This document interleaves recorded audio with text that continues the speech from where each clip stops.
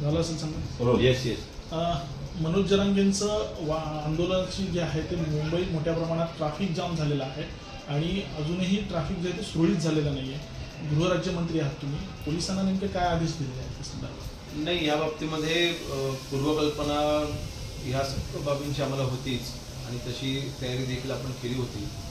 मी एक नक्कीच मनोज जरांगे असतील किंवा तमाम मराठा समाज सगळे आमचे बांधव असतील, मी त्यांचे आभार देखील मानेन की आंदोलन करत असताना कुठेही गालबोट लागेल असं कुठलेही वर्तन त्यांच्याकडे झालेलं नाही.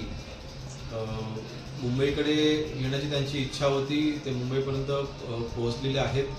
नक्कीच तर ट्रॅफिकचा त्रास झालेला आहे, मोठ्या संख्येने मराठा बांधव तिथे आलेले आहेत, त्याचा नक्कीच थोडा त्रास आहेच. परंतु कुठेही गैरवर्तणूक कुठेही कोणीही केलेली नाही, त्यासाठी मी त्यांचं मनापासून अभिनंदन करतो. ज्यावेळेस महाराष्ट्रामध्ये मराठा समाजाने मोर्चे काढले होते त्यावेळेस अतिशय शांततेने ते मोर्चे त्यावेळेस निघाले होते आणि आज आंदोलन करत असताना खरं तर आम्ही त्यांना विनंती केली होती की आपण नंतरची तारीख घ्या. गणेशोत्सवामध्ये ऑलरेडी पोलीस प्रशासनावरती प्रचंड ताण असतो, त्या दरम्यानच आंदोलन जर का झालं तर अजून तो ताण वाढेल आणि त्याच्यामध्ये त्रास होईल आणि मुंबईकरांना देखील त्याचा त्रास होईल. कारण शेवटी वर्दळ ही मुंबईमध्ये गणेशोत्सवाच्या दरम्यान वाढलेली असते.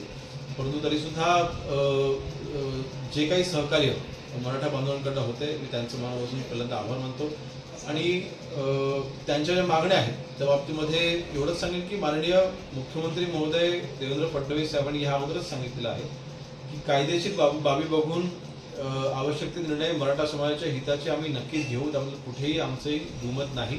माननीय एकनाथ शिंदे साहेब मुख्यमंत्री असताना 10%चं आरक्षण हे आमच्याच सरकारने मराठा बांधवांना दिलेलं आहे. आजपर्यंत काँग्रेस असेल, राष्ट्रवादी असेल, यांचं आघाडीचं सरकार असताना यांनी मराठा बांधवांसाठी एकही हिताचे निर्णय घेतले नाहीत. सर्व हिताचे निर्णय माननीय देवेंद्र फडणवीस साहेब आणि माननीय एकनाथ शिंदे साहेबांनीच घेतलेले आहेत. म्हणून मला वाटतं मराठा समाजाला ह्याची पूर्णपणे जाणीव आहे, जी माहिती आहे आणि म्हणून जे काही आंदोलन चाललेलं आहे नक्कीच ते मिटवण्यासाठीचे नक्की आमचे देखील तितकेच प्रयत्न असतील.